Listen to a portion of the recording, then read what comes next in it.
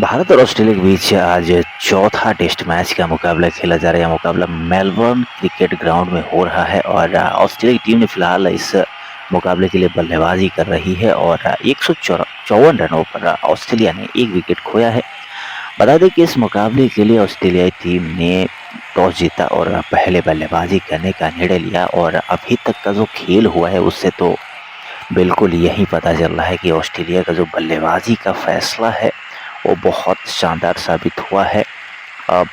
43वें over का अभी game चल रहा है यहाँ पर और एक विकेट के नुकसान पर 194 रन हो चुका है। फिलहाल मोहम्मद सिराज बॉलिंग कर रहे हैं और बता दें साथियों, यहाँ पर मात्र एक विकेट के नुकसान पर ऑस्ट्रेलिया ने 154 रन का स्कोर कर चुका है।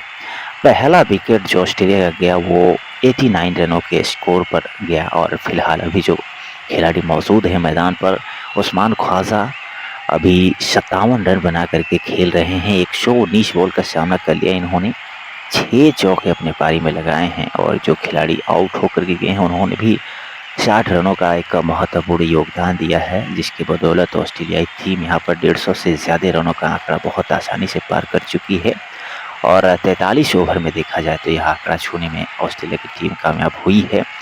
और दोनों ही टीम, चाहे भारत हो या ऑस्ट्रेलिया हो, WTC की अगर फाइनल की हम बात करें तो उस दृष्टिकोण से यहाँ पर जो यह चौथा मुकाबला या फिर इसके बाद खेले जाएंगे जो पांचवा मुकाबला, वो बहुत ही महत्वपूर्ण है। दोनों ही मुकाबले को जो अगर जीत जाता है वह सीधा यहाँ से अपना WTC के फाइनल के रास्ते को बहुत आसानी से तय कर लेगा।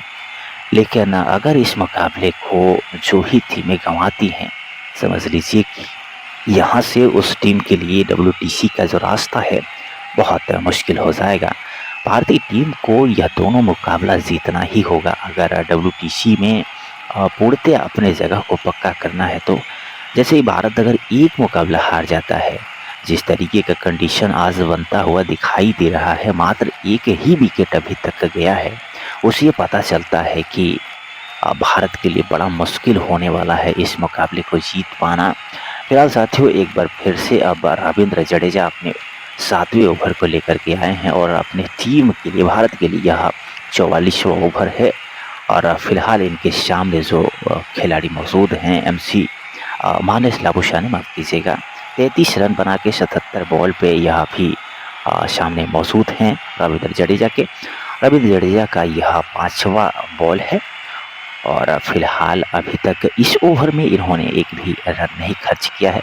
और महत्वपूर्ण बात यह है कि भारत की तरफ से आज देखा जाए तो बॉलिंग की जो स्थिति रही है, जसप्रीत बुमराह ने कुल 11 ओवर अभी तक फेंक लिया है, लेकिन इनको हम यहाँ पर देखें तो कोई विकेट नहीं प्राप्त हुआ है, जो कि बहुत एक अजीब बात है। बुमराह ने पिछले ही मुकाबले में देखा आप लोगों ने किस तरीके का प्रदर्शन किया। ऑस्ट्रेलिया की दूसरी पारी में जिस तरीके से ताबड़तोड़ इन्होंने बेहतरीन बॉलिंग करके दिखाया, अकेले के दम पर सबसे अधिक विकेट लेने वाले खिलाड़ी भी साबित हुए जसप्रीत बुमराह। लेकिन आज एक बार फिर से यहाँ पर थोड़ी सी इनके लिए ख़राब प्रदर्शन यहाँ पर देखने को मिला। 11 ओवर फेंकने के बाद 5 मेडन डाले हैं और 43 रन इन्होंने दिया है, लेकिन विकेट एक भी इनको अभी तक प्राप्त नहीं हुआ है। 3.91 की इकोनॉमी से इन्होंने बॉलिंग किया है। मोहम्मद सिराज को भी अभी भी एक भी विकेट नहीं मिला है। 13 ओवर फेंक चुके हैं, 2 मेडन, 55 रन इन्होंने दे दिया है। और इकोनॉमी रेट की अगर बात करें जसप्रीत बुमराह की नहीं, माफ़ कीजिएगा, यहाँ पर मोहम्मद सिराज की, तो 4.23 की इनकी इकोनॉमी है। आकाशदीप को भी कोई विकेट अभी तक प्राप्त नहीं हुआ है। 11 ओवर फेंक चुके हैं, 3 मेडन, 28 रन इन्होंने खर्च कर दिया है और एक भी विकेट नहीं मिला अभी तक। 2.55 की इनकी इकोनॉमी है, लेकिन जडेजा ने भारतीय टीम के लिए एक सफलता प्राप्त किया है। 7 ओवर अभी तक कुल फेंक चुके हैं, 2 मेडन इन्होंने डाला है और साथियों यहाँ पर 23 रन देने के बाद जडेजा को एक विकेट प्राप्त हुआ है। 3.29 की इकोनॉमी रेट है। नीतीश कुमार रेड्डी ने अभी तक 2 ओवर फेंका है, माफ़ कीजिएगा, और 2 रन देने के बाद इनकी अभी कोई विकेट यहाँ पर प्राप्त नहीं हुआ है। 1.0 की इनकी इकोनॉमी रेट है। फिलहाल अब जडेजा के ओवर समाप्त होने के बाद यहाँ पर मोहम्मद सॉरी माफ़ कीजिएगा, जसप्रीत बुमराह के हाथ में गेंद गई है और पहले ही बॉल पर इन्होंने विकेट ले लिया है साथियों। और ये विकेट उस्मान ख्वाजा का है। 45वें ओवर के पहले बॉल पर जसप्रीत बुमराह को यह विकेट मिला है। बुमराह का यह 12वां ओवर था और अभी तक बुमराह ने कुल 43 रन खर्च किए हैं और भारत के लिए जसप्रीत बुमराह ने अपना पहला विकेट प्राप्त किया है। बहुत ही शानदार इन्होंने अब शुरुआत यहाँ से किया है। 3.85 की इनकी इकॉनमी रेट है। इसके पहले बता दें कि जाडेजा ने एक विकेट लिया था, लेकिन भारत की तरफ से अब एक बार यहाँ पर जसप्रीत बुमराह ने अपने पुराने लय को ये समझ लीजिए प्राप्त करना शुरू कर दिया है। 11 ओवर फेंकने के बाद इनको कोई विकेट नहीं मिला, लेकिन थोड़ा सा ब्रेक लेकर के जैसे ही यहाँ पर अपना 12वां ओवर की शुरुआत किया, पहले ही बॉल पर यहाँ पर उस्मान ख्वाजा का विकेट मिल चुका है। और ये जो विकेट मिला है साथियों, जसप्रीत बुमराह ने वो केएल राहुल के हाथों उस्मान ख्वाजा को कैच कराए हैं। आप यहाँ पर देख सकते हैं उस्मान ख्वाजा ने शानदार पारी खेला है। ऑस्ट्रेलिया की टीम के लिए 57 रन अभी तक बनाए इन्होंने। 121 बॉल का सामना किया था और अपने पारी में इन्होंने कुल 6 चौके लगाए। 47.11 की स्ट्राइक रेट से इन्होंने बॉलिंग किया और फिलहाल अभी मार्नस लाबुशाने भी मौजूद हैं मैदान पर और 33 रन बना करके खेल रहे हैं। 80 बॉल का सामना कर लिया है इन्होंने और 4 चौके अपनी पारी में लगा चुके हैं। अब इनके साथ यहाँ पर देने आए हैं स्टीव स्मिथ। अब देखना यह है कि मार्नस लाबुशाने के साथ में मिलकर के कितने रनों की साझेदारी स्टीव स्मिथ करने में कामयाब हो पाते हैं। मैदान पर आ चुके हैं, पहली बॉल का सामना कर भी लिए हैं स्टीव स्मिथ यहाँ पर और बिना किसी रन का इस बॉल को सीधा पुश किया है।